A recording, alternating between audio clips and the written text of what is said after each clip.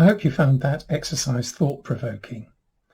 If these were normal times, I would suggest that if you want to consider a collaborative ministry structure in your church, that you look again at your large sheet of paper with all its services, groups, activities, events, and so on dotted around on it.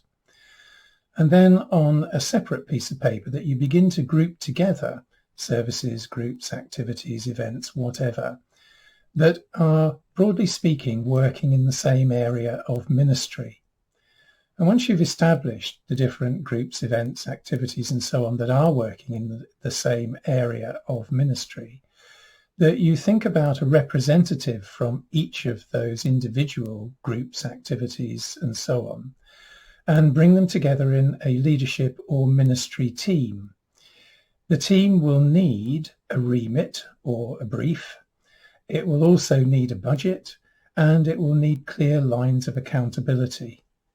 Now, all of that is in the book, and a lot more besides, because this really has only been an introduction to collaborative ministry.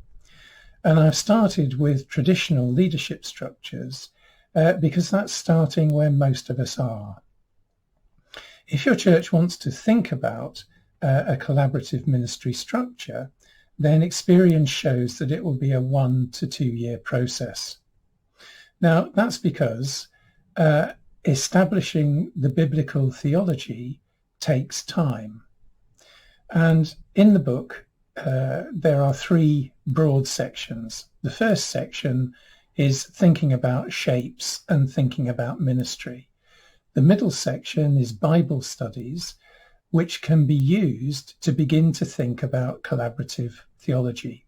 And then the third section is the practical, how do you begin to establish this, and how do you keep it going once it's started. Now, excuse me.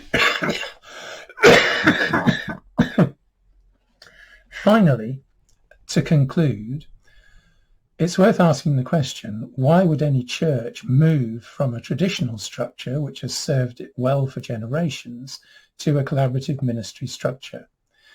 And I think it's good to think about that in terms of moving house, because moving house is very stressful and very hard work.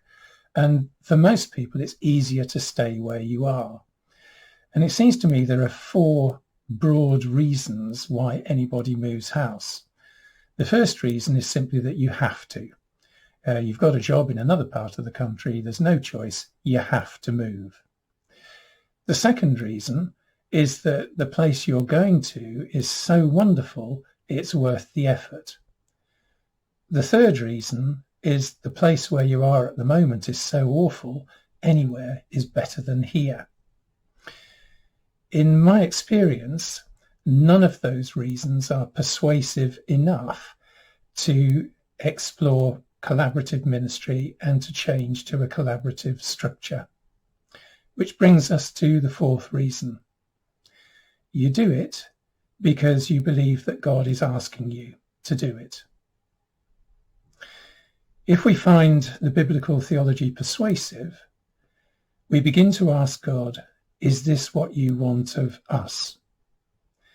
And if we get the sense that the answer to that is yes, then that's where we begin to explore and begin to move towards collaborative ministry. Well, thank you for being part of this session.